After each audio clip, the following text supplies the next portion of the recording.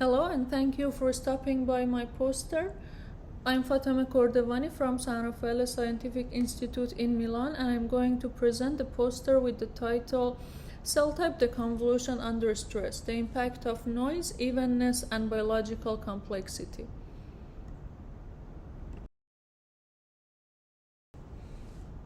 But what is cell type deconvolution? Cell type deconvolution involves identification and quantification of the different cell types that exist in the mixture of bulk RNA sequencing data.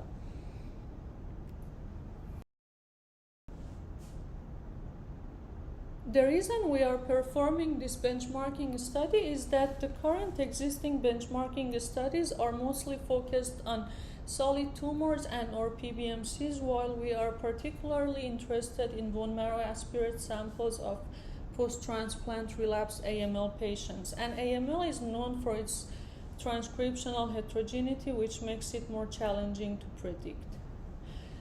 And it is part of a study called the Gitmore Labs, which has the aim to associate the tumor and microenvironment molecular features, including but not limited to microenvironment cell composition, with clinical outcomes for prognostic and predictive purposes.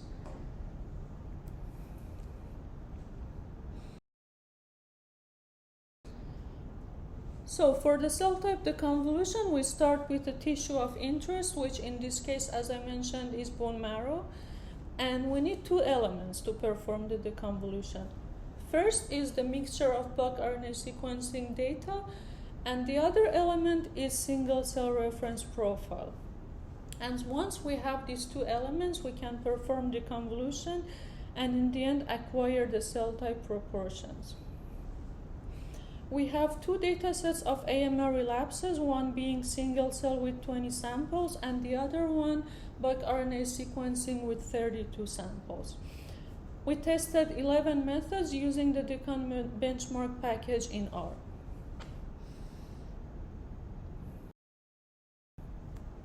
So the first result that I'm showing is the performance on pseudobulks that is performed by batch cross validation, because our single cell data has been sequenced in different batches.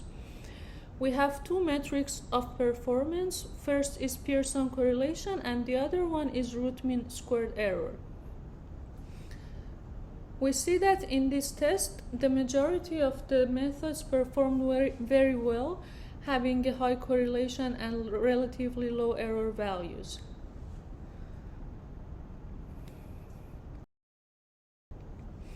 When we move to our bulk sequencing data, we see that this is not the case, and we get lower correlation and higher error values relatively. So we ask ourselves, what might be the rooting cause of this? And to answer this question, we designed multiple different tests.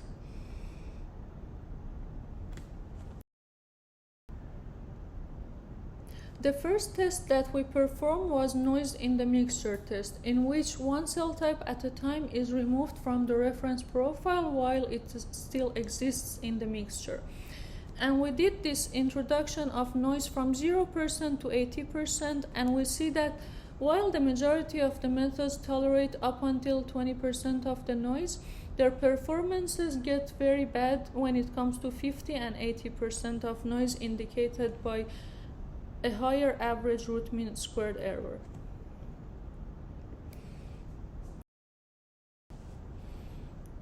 The next test that we performed is the incomplete mixture test, in which we always have a full profile consisting of 5 cell types of B, T, myeloid, natural killer cells, and acute myeloid leukemia cells, while we remove one cell type at a time from the mixture.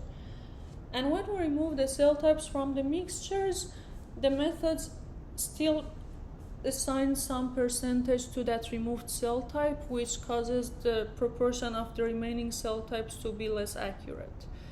And we see that this is especially more pronounced for T cells. And another observation here is that when AML is removed, the performance interestingly gets better, indicated by a lower average error.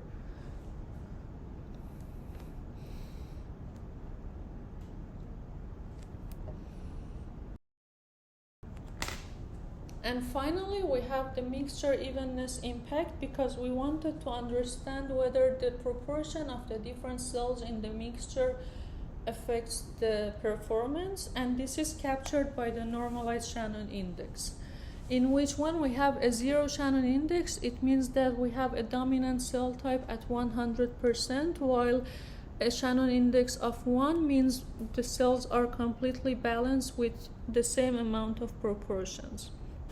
And in this plot, when we move from left to the right with the more balanced cells, most of the methods get a bad performance compared to the normalized Shannon of 0, while interestingly, 2 of the methods have a completely different behavior, showing an enhanced performance at the balanced mixtures.